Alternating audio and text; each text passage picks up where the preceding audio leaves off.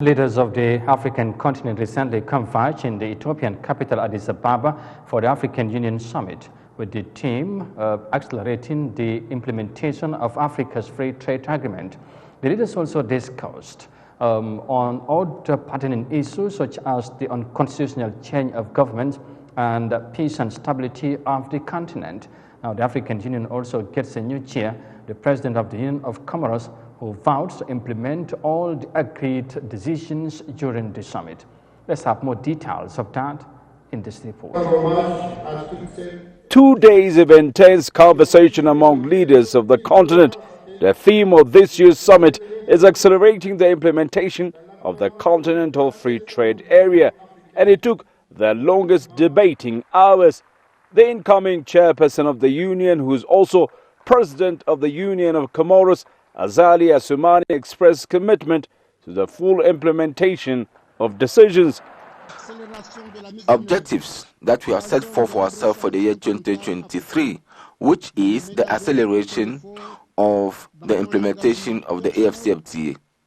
I shall leave no stone unturned to ensure that this becomes a reality, and also to ensure that we have peace and security, because there cannot be any development without peace. The peace and security situation of the continent was also high on the agenda of the heads of state and governments.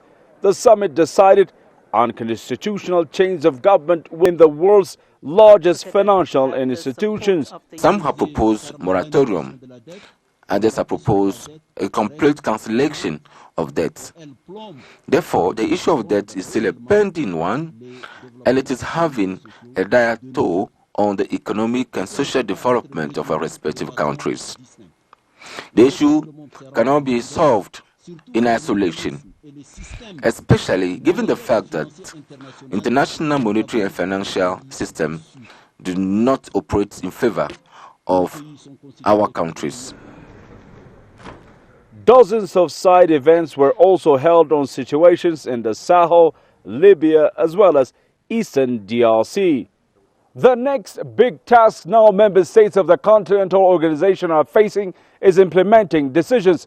The African Union entertains repeated critics and blames for weak performance in that regard, but many prefer to see light at the end of the tunnel this time around.